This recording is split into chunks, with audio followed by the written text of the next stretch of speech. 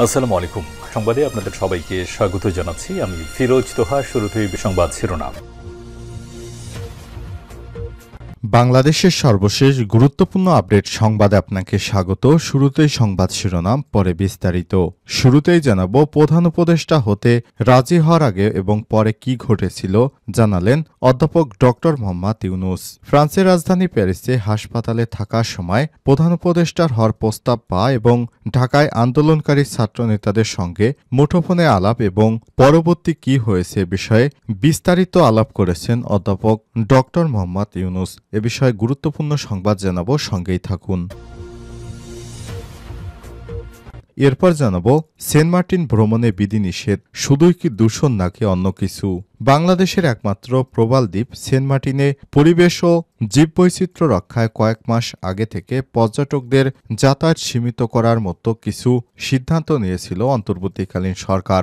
সেই অনুযায়ী প্রতিবছর ডিসেম্বর ও জানুয়ারি মাসে প্রতি রাতে গড়ে ২,০০০ করে পর্যটক থাকার অনুমতি দেওয়া হয়েছিল এই প্রবাল দ্বীপটিতে। নভেম্বর মাসে শুধু দিনের বেলায় সেন্ট মার্টিনে ঘোরার অনুমতি ছিল, কিন্তু সরকার যেসব লক্ষ্য উদ্দেশ্য নিয়ে নিয়ম জারি করেছিল, বাস্তবে তা অর্জন করা কতটা সম্ভব হলো? এ বিষয়ে গুরুত্বপূর্ণ সংবাদ থাকছে, সঙ্গেই থাকুন। এদিকে ভোটে দাঁড়াতে চান শারজিস আলম।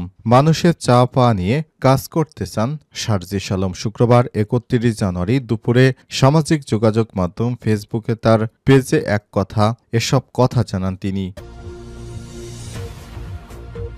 জানাবো, অগ্রিম টাকা নিয়ে বিপিএলে আসছেন বিদেশি ক্রিকেটাররা। এবারের বিপিএলের মতো এত বিতর্ক বোধহয় আগে কখনো হয়নি। ক্রিকেটারদের পারিশ্রমিক ইস্যুতে বারবার খবরের শিরোনাম হয়ে ওঠে দুর্বার রাজশাহীর নাম। ক্রিকেটারদের চেক বাউন্স থেকে শুরু করে হোটেলে বিল বকেয়া রাখার মতো অভিযোগ উঠেছে ফ্র্যাঞ্চাইজিটির বিরুদ্ধে। এমন অবস্থায় নেতিবাচক প্রভাব পড়েছে খেলার মাঠে। এ কারণে বিদেশি ক্রিকেটাররা আগে অগ্রিম টাকা নিয়ে তারপর খেলার মাঠে ফিরছেন। এদিকে বাংলাদেশে কারখানা বানাতে চায় তুরস্কের প্রতিষ্ঠান। বিভিন্ন দেশে নিজেদের কোম্পানিতে পণ্য সরবরাহ করার লক্ষ্যে বাংলাদেশে একটি কারখানা বানানোর পরিকল্পনা করছে তুরস্কের শীর্ষস্থানীয় ব্যবসায়িক গোষ্ঠী কেওসি হোল্ডিং। এবং সর্বশেষ জানাবো, লেবাননে রাতভর ইসরায়েলি বাহিনীর হামলা। লেবাননের পূর্বাঞ্চলে রাতভর ব্যাপক হামলা চালিয়েছে দখলদার ইসরায়েলি বাহিনী। শুক্রবার কাতার ভিত্তিক সংবাদ মাধ্যম আল জাজিরার এক প্রতিবেদন লাইভে এমন তথ্য জানানো হয়েছে। প্রিয় দর্শক, এতক্ষণ শুনছিলেন সংবাদ শিরোনাম, এবারে বিস্তারিত। তবে তার আগে বন্ধুরা, অনুরোধ থাকবে সংবাদটিতে একটি লাইক দিন।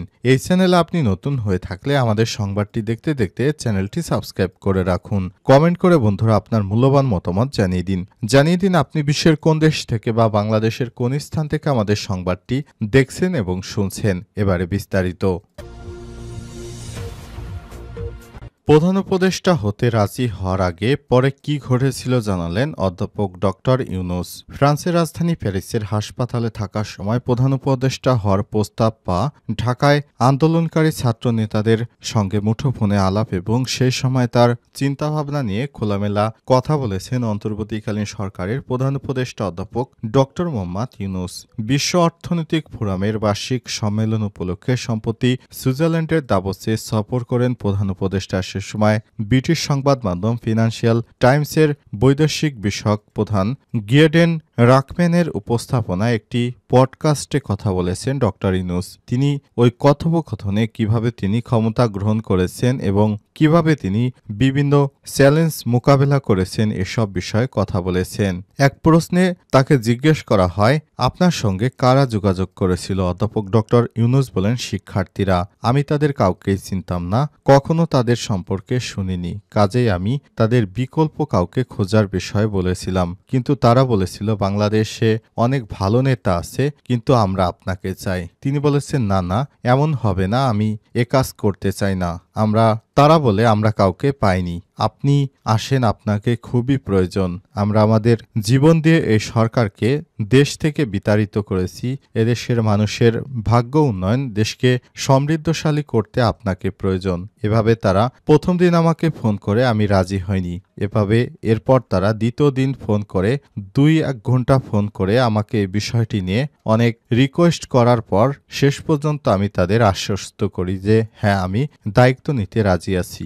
অধ্যাপক ডক্টর ইউনূস বলেন, এরও ঘণ্টা দুয়েক পর ওই বোর্ড সদস্য সহ হাসপাতালের প্রধান আসেন। তারা আমাকে ফুলের তোড়া দিয়ে শুভেচ্ছা জানান। এর কয়েক ঘন্টা পর সকালে ফরাসি সেনাবাহিনীর একটি বড় দল আমাকে বিমানবন্দরে পৌঁছে দেয়। এ বিষয়ে তিনি কথা বলেছেন কিভাবে বর্তমান সময়ে ছাত্র নেতারা বা দেশে বিএনপির নেতাকর্মীরা পুরো ঘটনা কিভাবে বিগড়ে দিয়েছে, এসব বিষয়ে একটি কথা বলেছেন।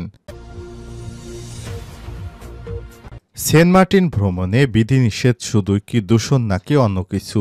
বাংলাদেশের একমাত্র প্রবাল দ্বীপ সেন্ট মার্টিনের পরিবেশ ও জীববৈচিত্র্য রক্ষায় কয়েক মাস আগেই পর্যটকদের যাতায়াত সীমিত করার মতো কিছু সিদ্ধান্ত নিয়েছিল অন্তর্বর্তীকালীন সরকার। সেই অনুযায়ী প্রতি বছর ডিসেম্বর ও জানুয়ারি মাসে প্রতি রাতে গড়ে 2000 করে পর্যটক থাকার অনুমতি দেওয়া হয়েছিল এই প্রবাল দ্বীপটিতে। নভেম্বর মাসে শুধু দিনের বেলায় সেন্ট মার্টিনে ঘোরার অনুমতি ছিল।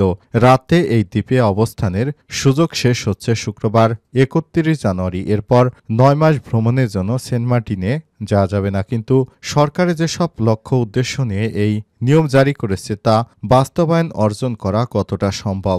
সরকারের দেওয়া বিধিনিষেধ সেন্ট মার্টিনে কোনো পরিবর্তন এসেছে কিনা? গত বছরের অক্টোবর মাসে অন্তর্বর্তীকালীন সরকারের উপদেষ্টা মণ্ডলীয় সভায় সেন্ট মার্টিন পর্যটকদের যাতায়াত ও অবস্থান সীমিত করার সিদ্ধান্ত নেওয়া হয়। তবে শর্ত হলো এই 2 মাসে দৈনিক গড়ে 2000-এর বেশি পর্যটক সেখানে যেতে পারত।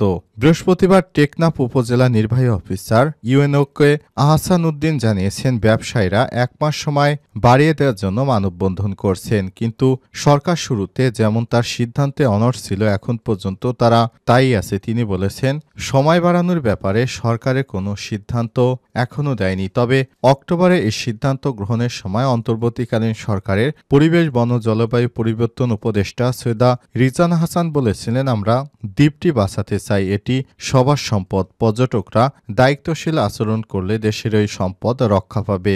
সরকার তখন সেন্ট মার্টিন ভ্রমণের ব্যাপারে নানান শর্ত জুড়ে দেয়। যেমন তখন বলা হয় যে সেখানে কোনো আলোকসজ্জা বা বারবিকিউ পার্টি করা যাবে না।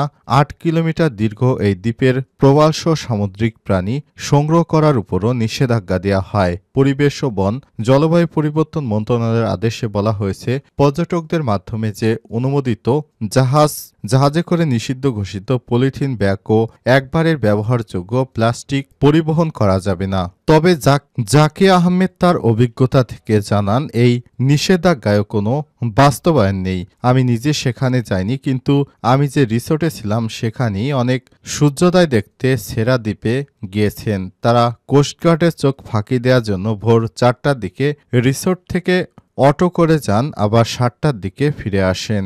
এভাবে বেশ কয়েকজনের সঙ্গে কথা বলে নিশ্চিত হওয়া গেছে যে সরকার যেভাবে নিষেধাজ্ঞা দিয়েছে, আসলে বাস্তবে এগুলো নিষেধাজ্ঞা কার্যকর হয়নি। ভোটে দাঁড়াতে চান সার্জিস আলম। মানুষের চাপ আর অগ্রাধিকার নিয়ে কাজ করতে চান সার্জিস আলম। শুক্রবার 31 জানুয়ারি দুপুরে সামাজিক যোগাযোগ মাধ্যমে নিজের ভেরিফাইড ফেসবুক পেজে তার এমন কথা জানা যায়। নিজের ছবি সম্বলিত একটি ফটোকার্ড পোস্ট করেন জাতীয় নাগরিক কমিটির মুখ্য সমন্বয়ক সার্জিস আলম। ফটোকার্ডে লেখা ছিল, আমরা মানুষের চাওয়া নিয়েই কাজ করছি। মানুষ এখন চায় আন্দোলনে নেতৃত্ব দেয়া তরুণরাই তাদের প্রতিনিধি হয়ে সংসদে প্রতিনিধিত্ব করুক। ফটোকার্ডে সার্জিস আরও লিখেছেন, পঞ্চগড়ের মানুষ যদি চায়, আমি নির্বাচনে অংশ নিতে ইচ্ছুক। এদিকে কয়েক মিনিট পরেই নির্বাচনে অংশগ্রহণের বার্তা সম্বলিত ফটোকার্ড ফেসবুক থেকে ডিলিট করে দেন সার্জিস আলম। অগ্রিম টাকা নিয়ে বিপিএলে আসছেন বিদেশি ক্রিকেটাররা। এবারের বিপিএলের মতো এত বিতর্ক বোধহয় আগে পরে কখনোই হয়নি। ক্রিকেটারদের পারিশ্রমিক ইস্যুতে বারবার খবরের শিরোনাম হয়েছে দুর্বার রাজশাহীর নাম। ক্রিকেটারদের চেক বাউন্স থেকে শুরু করে হোটেল বিল বকেয়া রাখার মতো অভিযোগ তাদের। এমন অবস্থায় বেশ নেতিবাচক প্রভাব পড়েছে শেষ 4-এর লড়াইয়ে বিদেশি ক্রিকেটারদের আনতে এখন হিমশিম খাচ্ছে এই দলটি। বিপিএলে খেলতে আসার জন্য অগ্রিম পারিশ্রমিক নিচ্ছেন, কেউ কেউ আবার আগে অ্যাকাউন্টে টাকা জমা রেখে বিপিএলে খেলতে রওনা দিচ্ছেন। পারিশ্রমিক ইস্যুতে বিপদে পড়েছে রংপুর রাইডার্স এবং ফরচুন বরিশালের মতো পেশাদার ক্লাবগুলো। প্লে অফের আগে বিদেশি তারকারা ক্রিকেটারদের দলে ফেরাতে চুক্তির পুরো অর্থ অগ্রিম জমা দিতে বাধ্য হচ্ছে তারা। প্লে অফের জন্য নিউজিল্যান্ডের পেসার অ্যাডাম মিলনকে দলে ভিড়িয়েছে তামিম ইকবালের বরিশাল। কেউ এই পেসার আসার আগেই চুক্তির পুরো টাকা জমা হয়ে গেছে তার অ্যাকাউন্টে। বরিশালের মতোই একই পরিস্থিতির মুখোমুখি রংপুর। প্লে অফকে সামনে রেখে অস্ট্রিয়ার টিম ডেভিড ওয়ার্নার এবং ক্যারিয়ার তারকা সুনীল নারিনকে দলে নিতে আলোচনার চূড়ান্ত করছে তারা। তবে এই চুক্তি কার্যকর হতে অগ্রিম পারিশ্রমিক পরিশোধ করা নাকি বাধ্যতামূলক, কেননা বিদেশি ক্রিকেটারদের চোখে বিপিএল এখন খেলাপি লিগ। পারিশ্রমিক ইস্যুতে ক্ষোভ প্রকাশ করেছেন বরিশালের অধিনায়ক তামিম। তিনি বলেছেন, বরিশালকে সতর্ক থাকতে হবে এবং খেলোয়াড়দের সঙ্গে চুক্তি করার সময় একটি স্বচ্ছ চুক্তিপত্র থাকা উচিত। এর মাধ্যমে খেলোয়াড়দের অর্থ এবং তাদের অধিকার সুরক্ষিত থাকবে, কোনো ধরনের বিতর্ক সৃষ্টি হবে না।